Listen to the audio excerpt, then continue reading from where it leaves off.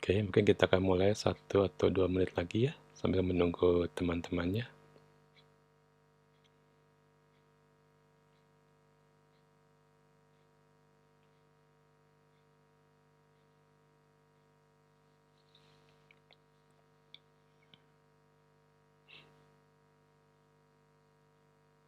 Ya, cuaca di sini sangat dingin ya, karena sudah mendekati musim dingin.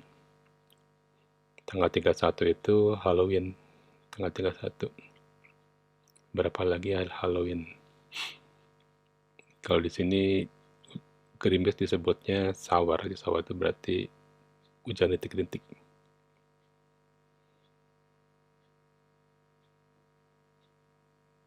Oke, sudah ada beberapa mahasiswa yang hadir. Ya, sebelumnya mungkin ada yang kesal kenapa kok cuti bersama kita kuliah ya. Kalau kita lihat dari jadwal, nanti itu akan berdekatan dengan Tahun Baru dan Natal. Tahun Baru Natal itu hari Jumat, kita hari Rabunya. Jadi kalau nanti malam Natal atau malam Tahun Baru, mungkin kita susah untuk mengadakan perkuliahan, karena mungkin semangatnya sudah semangat Natal dan semangat Tahun Baru, maka hari ini saya tetap kuliah, supaya nanti tidak repot untuk mengganti waktunya. Oke, sebentar. Saya siapkan dulu slide-nya.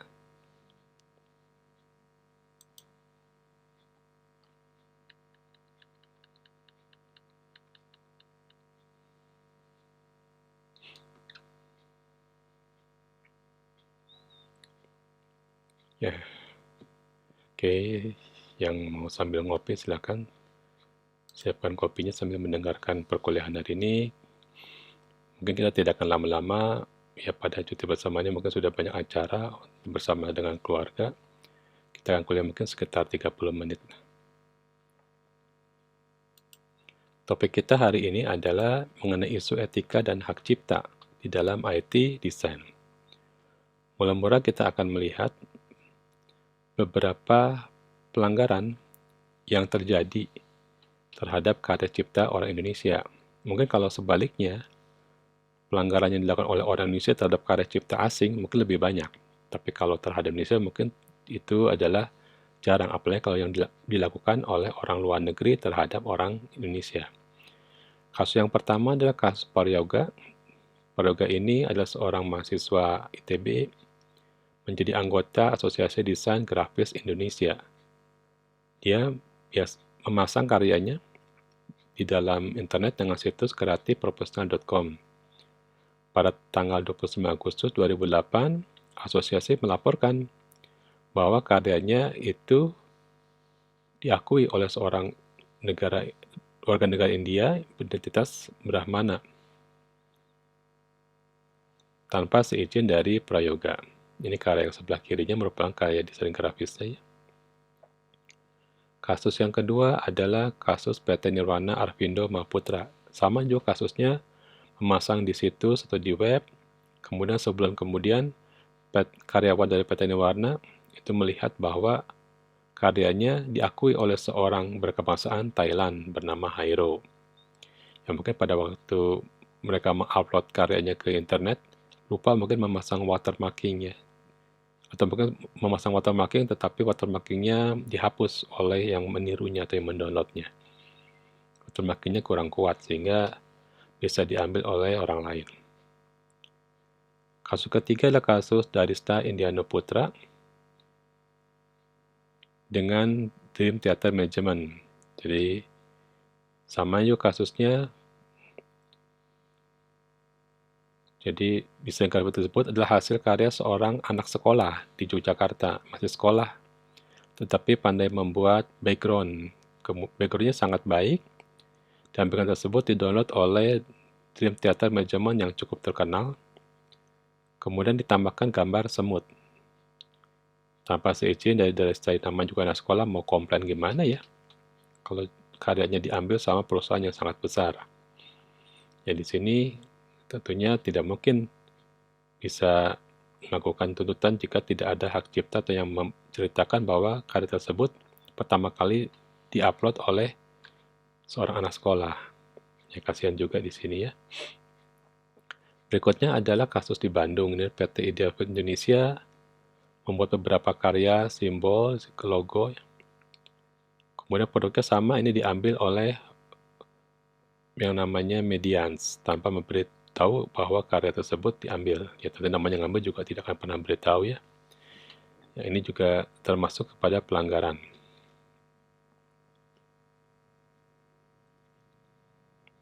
Ini gara-garanya karena PT Idea Indonesia itu mengupload satu katalog. Ya, itu tanpa adanya watermarking, enak sekali orang bisa mengambil karya cipta kita. Nah, sekarang kita akan lihat beberapa pelanggaran etika, tapi tidak melanggar hak cipta secara langsung. Pertama adalah pada iklan. Dalam iklan itu ada satu pasal yang mengatakan tidak boleh menggunakan kata-kata superlatif, seperti paling, nomor satu, top, unggul, ya, ataupun pura-pura menanyakan siapa yang paling unggul, nah, itu juga tidak boleh. Kita lihat contohnya di sini. Apa shampoo anti ketombe nomor 2 di dunia? I don't know. Apa shampoo anti ketombe nomor 1 di dunia? Head and Shoulders. Hanya Head and Shoulder, menghilangkan lebih banyak ketombe dalam 1 kali keramas. Lihat, nggak ada ketombe yang tampak. Buktikan sendiri. Head and Shoulder. Ya, di sini ya. Jadi menanyakan yang nomor 2, oh jawabannya nggak tahu nomor 2, tapi nomor 1 tahu. Ini termasuk pelanggaran dari etika. Berikutnya,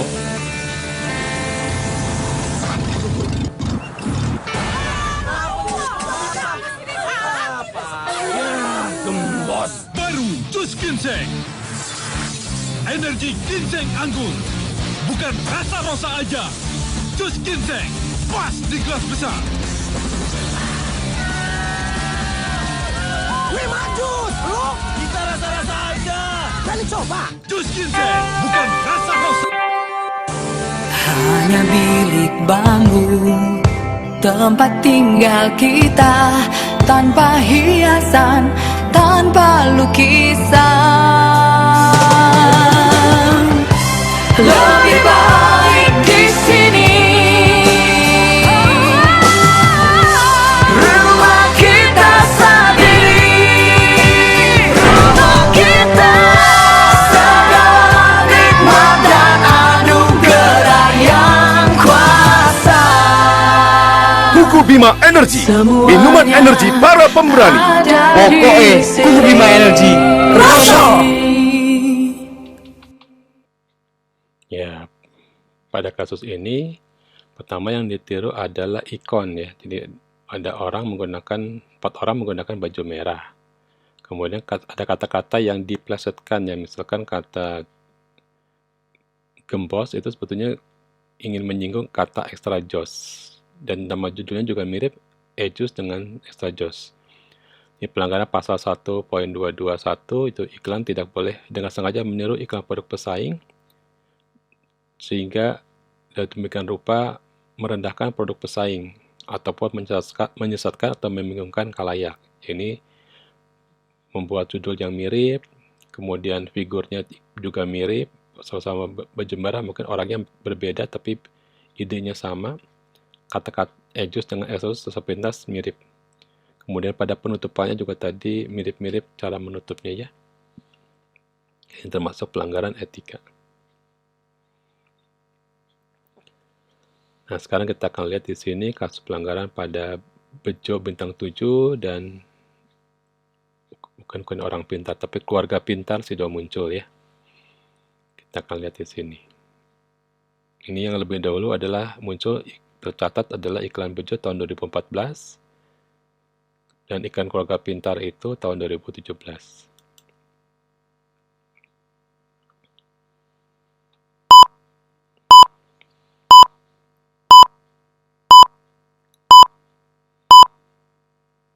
Anginnya tuh di sini, badanku meriang. Anginnya tuh di sini, di sini, di sini, di sini, di sini.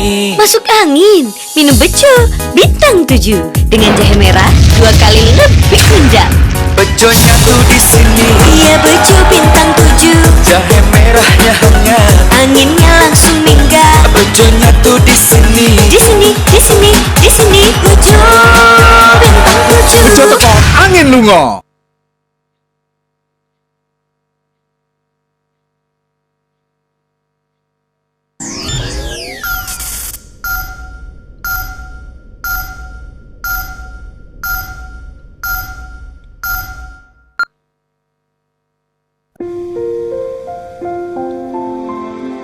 Saya mantap minum tolak angin Sido Muncul karena sudah 88 tahun diformulasikan.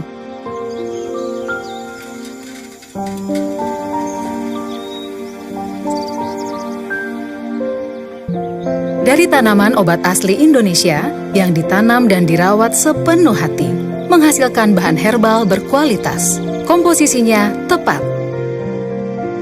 Resepnya sama hingga sekarang. Bahan-bahannya dipilih, dicuci bersih, diekstraksi dengan suhu rendah, diriset dan diuji secara ilmiah, hingga menjadi obat herbal terstandar. Quality kontrolnya ketat. Kalau masuk angin, keluarga saya turun-temurun minum tolak angin Sido Muncul. Keluarga pintar minum tolak angin Sido Muncul. Ya, di sini kita lihat di sini sudah muncul memberikan bentuk iklan yang mungkin mirip idenya ya, tapi penyampaiannya mungkin lebih halus dibandingkan dengan tadi Extra Joss dengan Ejus ya. Saya nggak tahu kenapa Indonesia senang membuat bentuk kemiripan, padahal ide itu kan banyak ya. Sepertinya tidak ada ide lain. Dan warnanya juga tadi sudah muncul dan bintang 7 ada yang sama-sama warna kuning, meskipun sudah muncul memiliki beberapa macam warna yang bervariasi dibandingkan dengan bintang 7 selain kuning.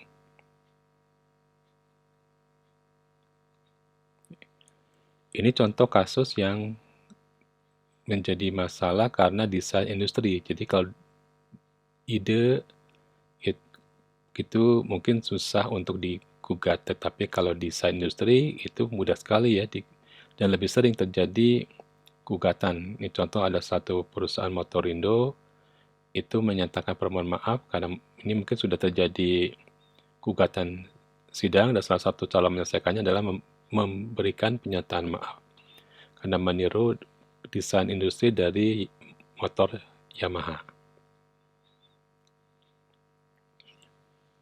Kalau kita lihat banyak juga desainer yang tidak pernah melaporkan kalau karyanya ditiru orang. Yang pertama mungkin karena aspek hukum. Kita enggan berhubungan dengan hukum. Kemudian karena aspek ekonomis. Ya tidak punya uang untuk mendaftarkan karyanya. Apalagi dari setiap desain itu kita harus mendaftarkan satu persatu. Kalau satu mungkin tidak terlalu mahal. Sekitar 2,5 juta ya karya merek itu 2,5 juta lah. Tapi kalau sampai berbagai karya kita daftarkan, wah lumayan juga itu. Kemudian karena aspek informasi, ya tidak mendapat informasi dengan segera kalau karyanya ditiru. Baru setelah karyanya dipublikasikan, didistribusikan melalui iklan, baru tahu bahwa karyanya diambil atau ditiru orang. Kemudian karena aspek psikologi, orang Indonesia itu malah justru senang kalau karyanya ditiru. Karena bisa disebarkan tanpa promosi. Dia sengaja menaruh di web agar disalin orang dan ditiru. Tapi ini berbahaya kalau misalkan karya tersebut ternyata booming, dia tidak bisa mengklaim apapun bahwa itu karya milik dia.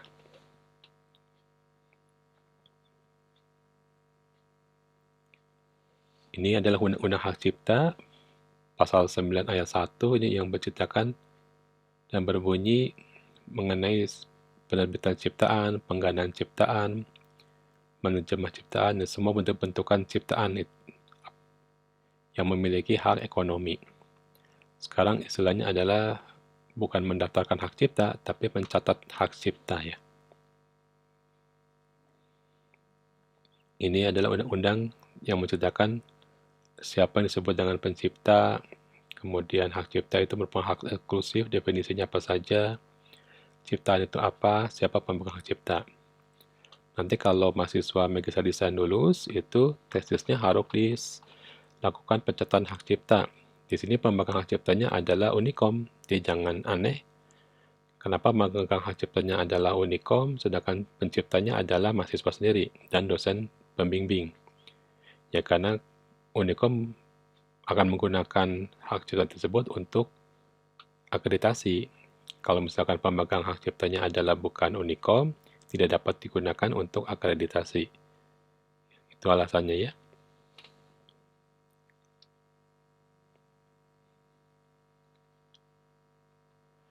Nah, ini adalah undang-undang mengenai desain industri. Desain industri itu paling sering yang menjadi masalah dibandingkan dengan hak cipta. Desain industri merupakan suatu kreasi tentang bentuk, konfigurasi, atau komposisi garis atau warna, atau garis dan warna, atau gabungannya, yang berbentuk 3 dimensi maupun 2 dimensi, yang memberikan kesan estetis dan dapat diwujudkan dalam pola 3 dimensi atau 2 dimensi. Tujuannya untuk menghasilkan suatu produk, barang, komoditas industri, dan kerajinan tangan. Ya, jadi merujuk di atas, dapat dirumuskan bahwa setiap bentukan yang kita lakukan itu, jika ada kemiripan, harus berhati-hati. Jangan sampai kita secara tidak sengaja, itu menyerupai desain orang lain. Itu sering terjadi. Dari 1/1000, mungkin sekitar 2 desain itu, 2 pendesain tidak pernah bertemu, tetapi karyanya itu mirip.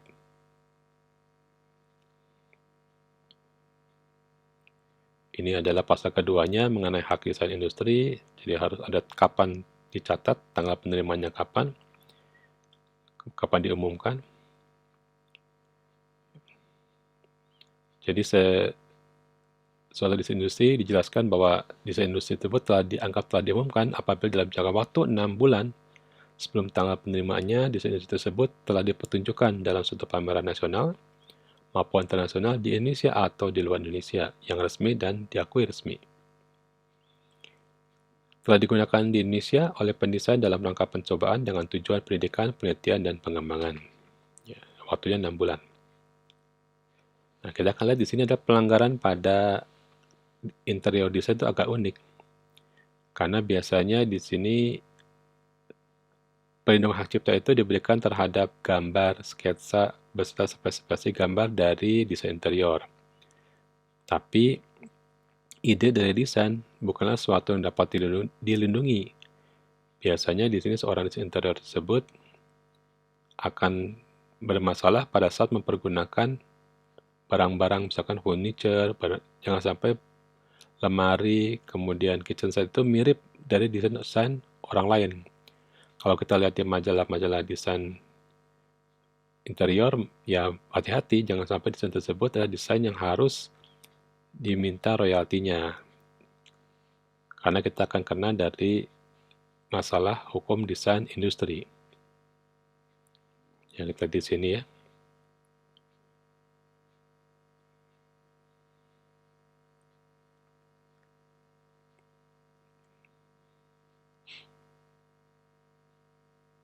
Ini karya desain interior jika ditiru oleh kompetitor, tentunya akan terjadi gugatan ganti rugi atau tuntutan pidana. Kita harus hati-hati, jangan sampai terjadi pada kita atau perusahaan kita.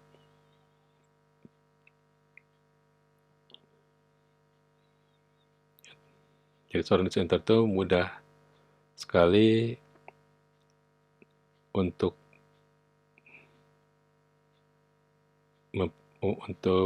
lupa yang namanya desain industri ya, mungkin. Ini dilakukan oleh mahasiswa kita, biasanya kalau ada gambar itu main ambil saja dari Google, copy paste, tanpa melihat bahwa gambar tersebut adalah gambar yang memiliki hak cipta. Harusnya kita mencari gambar yang no copyright. Ada beberapa situs yang dapat kita cari di Google yang gambarnya memang sengaja untuk dibagikan. Biasanya kita pakai kata keyword itu adalah no copyright. Ini contoh bagaimana cara mengecek, mungkin sudah terbiasa cara mengecek kondisi suatu gambar apakah ada kepemilikannya. Misalkan di sini kita akan lihat masuk ke bagian image ya, kita upload gambar yang kita ingin tes. Ya, mungkin sebagian besar sudah pernah menggunakannya, saya coba mengingatkan. Ini adalah produk buatan saya, gambarnya adalah food brownies. saya ngelihat apakah dengan secara tidak sengaja gambar saya itu sudah ada yang mirip dari perusahaan lain. Padahal sebetulnya ini gambarnya adalah saya sendiri yang memfotonya. Yang kita lihat di sini, apakah ada yang mirip dengan, oh ternyata gambar-gambarnya tidak ada yang mirip.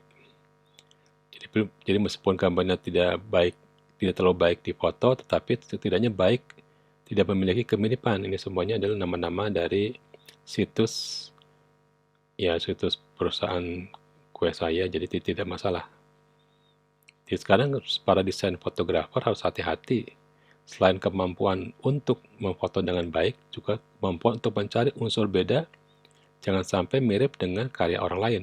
Nanti salah-salah kita memfoto sendiri, taunya secara nggak sengaja posisi dari gambarnya itu tidak mempergunakan aksesoris, sehingga mirip dengan punya orang lain. Nah, supaya terjadi unsur beda, ya kita harus kondisikan aksesorisnya berbeda, kemudian mejanya berbeda, kalau di dalam kue latar belakangnya berbeda, supaya tidak polos dan tidak sama persis dengan karya orang lain. Itu harus perhatikannya. Tapi kalau ada yang di sini ada yang jadi tukang fotografi untuk wedding, yaitu hati-hati, jangan sampai ada beberapa scan yang mungkin mirip, foto di tempat yang sama, terus ada nggak sengaja gayanya sama, ternyata fotografer tersebut melakukan pendaftaran hak cipta dari gambar tersebut, walaupun pengantinnya berbeda, tetapi gayanya mungkin sama dan latar belakangnya sama. Nah, kita harus menambahkan beberapa aksesoris, unsur pembeda supaya jangan sama. Desain produk masalahnya mungkin itu kebanyakan ketidaksengajaan ya. Karena orang-orang desain produk seperti saya juga punya integritas, tidak ingin meniru karya orang lain. Ini adalah caranya untuk mendaftar ya. Kita masuk ke situs DGIP Go.id. Ini Direktorat Hak Cipta. Di sini ada tarifnya, ada formulirnya. Misalkan kita ingin melihat di sini untuk merek ya. Bagaimana cara mengenal merek. Merek itu apa saja, yang disebut dengan merek dagang itu apa saja. Kalau membuat merek itu bagaimana cara menjelaskannya, warnanya, artinya, maknanya. Merek jasa itu apa saja di sini. Kemudian prosedurnya bagaimana. Nah, ini sudah jelas di sini diceritakan bagaimana prosedur kita melakukan permohonan merek.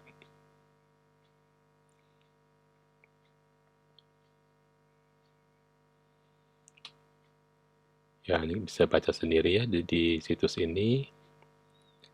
Kenapa kok orang desain harus sibuk-sibuk dengan ini?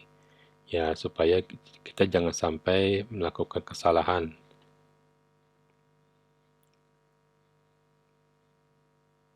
Ini kalau yang berhubungan dengan internasional ya, permohonan Madrid Protokol.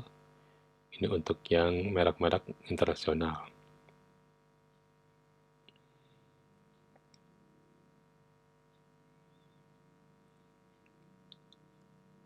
Bagaimana formulirnya ya tinggal download dan diisi, tidak sukar ya formulirnya. Pelajari ya, dengan tim produksinya bagaimana caranya melakukan permohonan dan pencatatan. Sekali lagi istilahnya bukan pendaftaran tapi pencatatan. Ini judulnya masih pakai judul lama ya, proses pendaftaran merek, harusnya proses pencatatan merek.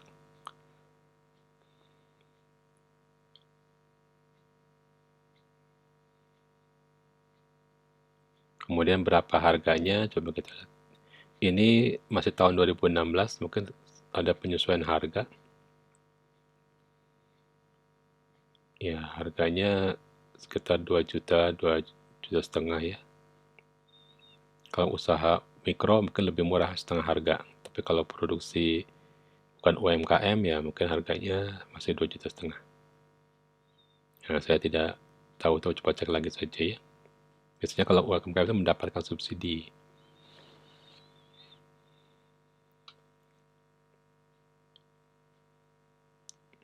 Oke, itu ya.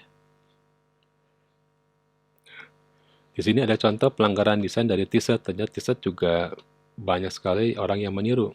Dan hampir sebagian besar pembuat t-shirt itu adalah mahasiswa. mahasiswa seni rupa, mahasiswa desain.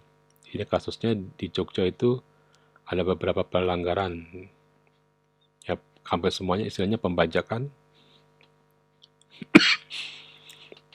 Dan hampir semua tidak dilaporkan, hanya menggunakan mediasi.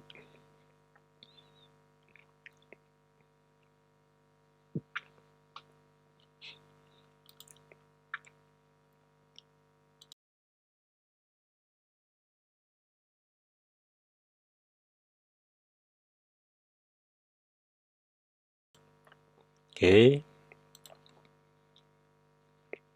Apakah ada pertanyaan sampai sini? Kita masih akan melanjutkan 5 menit lagi, mungkin ada teori mengenai etika.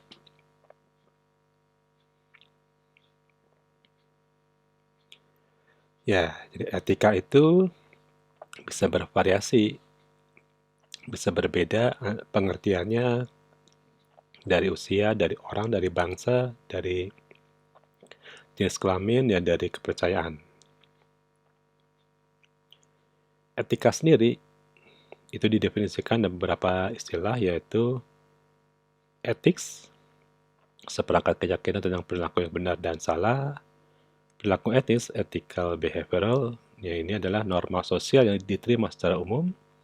Kebajikan, virtu, kejahatan, vice, dan sistem nilai, value system dalam atau skema nilai moral yang ada di dalam suatu masyarakat. Kita tidak boleh melupakan kelima bagian ini. Kemudian sistem informasi dan etika, kalau kita lihat, ini bisa menciptakan pertanyaan etika baru karena adanya suatu peluang untuk perubahan sosial yang intens ya. Bisa juga ada beberapa seni yang terasa mengancam salah satu komunitas, bisa saja. Bisa juga jadi kejahatan baru karena ada informasi, beberapa desain bisa diambil. Kemudian kita berpikir bahwa etika sosial politik ini ya, adalah suatu seperti kolam yang tenang, kemudian air itu merupakan batunya, saat dilemparkan tumbuh masalah-masalah baru. Misalkan sudah kita ceritakan ada masalah watermarking yang harus dipasangkan pada produk kita atau desain kita supaya jangan diambil orang lain. Ini contohnya, jadi kita sebagai seorang menggagas desain harus melihat bahwa hak cipta itu adalah milik kita. Tapi juga kita memerlukan suatu sistem yang bisa membantu supaya hak cipta kita terlindungi. Ada orang-orang, misalkan asosiasi di sini yang menjadi pengontrol dan melindungi hak cipta dari komunitasnya.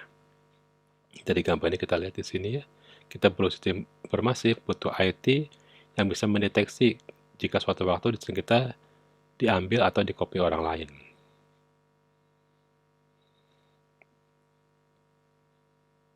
Ada 5 dimensi moral era informasi, yaitu kita harus tahu hak dan kewajiban informasi, hak dan kewajiban properti, akuntabilitas dan kontrol. Di sini berarti kita haknya apa, kewajibannya apa, kemudian apa yang menjadi pemilikan kita, bagaimana kita menghargai royalti orang lain, siapa yang bertanggung jawab dan mengontrol jika hal tersebut dilanggar, bagaimana kualitas yang harus kita penuhi, dan juga kualitas hidup.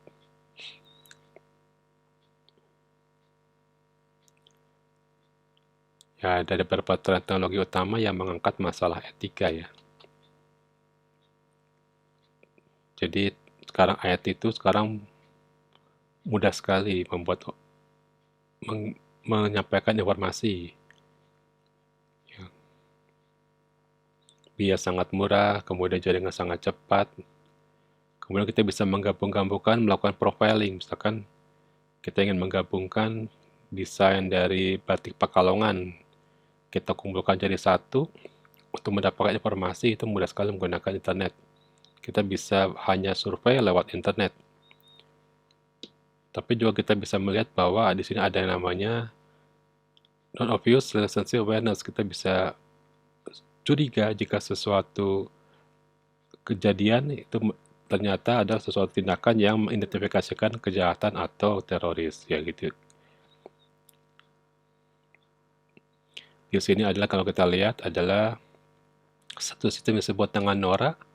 NORA itu adalah satu sistem penjaga tindakan misalkan terjadinya pengiriman desain yang antar negara yang bermasalah, misalnya ada orang yang mengcopy desain merek-merek terkenal atau tulisan terkenal atau karya terkenal, maka harus ada yang namanya satu sistem yang bisa mendeteksi kejadian-kejadian yang mencurigakan tersebut.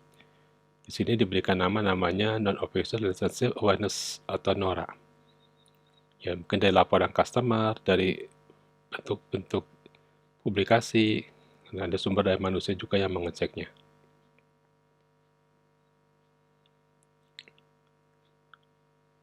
Konsep dasar untuk analisis etika pertama responsibilitas. Jadi orang yang mengerjakan, orang yang didelegasikan untuk mengerjakan suatu desain. Kemudian di sini ada akuntabilitas, orang yang memiliki hak awal dan hak akhir dari suatu proyek. Kemudian liabilitas, ini jika terjadi kerusakan maka harus ada pergantian. Jika terjadi pelanggaran hak cipta, maka terjadi pelanggaran liabilitas. Kemudian ada proses jatuh tempo, itu proses untuk melakukan pelaporan dan menyelesaikan gugatan jika terjadi pelanggaran etika. Ya, jadi 5 langkah sederhana dalam analisis etika. Kita mengidentifikasi misalkan apakah iklannya sudah jelas memang terjadi pelanggaran etika pada periklanan, kemudian bagaimana konflik yang terjadi, pencurian ide mungkin yang terjadi, kemudian siapa yang menjadi pemangku kepentingan, siapa pembuat iklan tersebut, kemudian bagaimana menyelesaikannya, apakah dengan mediasi atau dengan gugatan persidangan. Kemudian konsekuensinya bagaimana, apakah harus membayar tuntutan atau iklannya ditarik. Ini adalah analisis etika yang dilakukan. Ya, tentunya mudah-mudahan kita tidak mengalami hal seperti ini ya. Saya belum pernah ikutan sidang untuk etika, tapi untuk sidang desain produk pernah mengikuti 1-2 kali sebagai staf ahli yang diberikan minta pendapatnya khususnya untuk bidang IT, karena kedua kubu mengklaim bahwa yang diberikan itu desainnya lebih dahulu. Ya, kita harus hati-hati ya. Mudah-mudahan kita tidak terlibat. Biasanya ada unsur kesengaja atau ketidaksengaja, kita harus perjelas apakah benar ada unsur ketidaksengajaan, karena sering sekali 2 orang yang terpisah itu bisa membuat desain yang sama, kemiripannya tinggi begitu. Oke, ini ada beberapa prinsip mungkin yang terakhir, ya ini prinsip dari Barat bahwa etika kandidat adalah yang disebut dengan golden rule. Lakukan kepada orang lain sebagaimana Anda ingin mereka lakukan kepada Anda. Ya, ada timbal baliknya, kalau kita ingin sesuatu, ya jangan melakukan hal yang tidak diinginkan oleh orang lain. Kalau kita tidak suka, ya jangan lakukan juga kepada orang lain. Kemudian ada categorical imperative dari Immanuel Kant.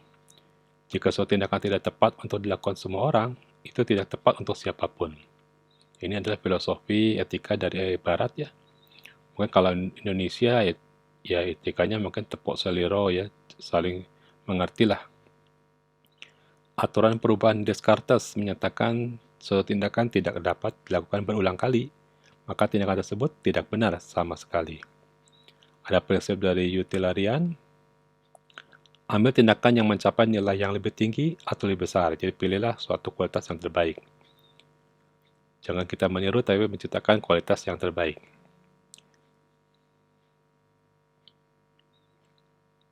Misalkan di Unicom itu ada pengecekan plagiat menggunakan Turnitin, tapi tidak bisa mengecek desain.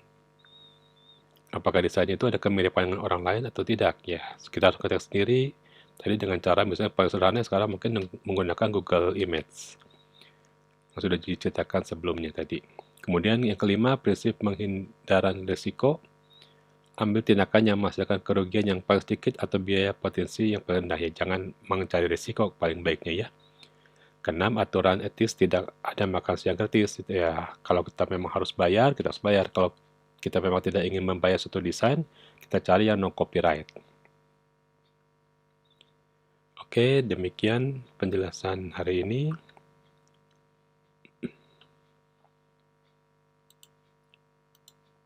Saya bagikan situs absennya, silahkan absen dulu.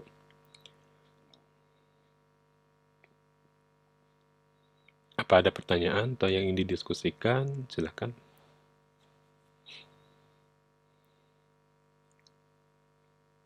Ya, yang sudah absen boleh leave ya, silahkan.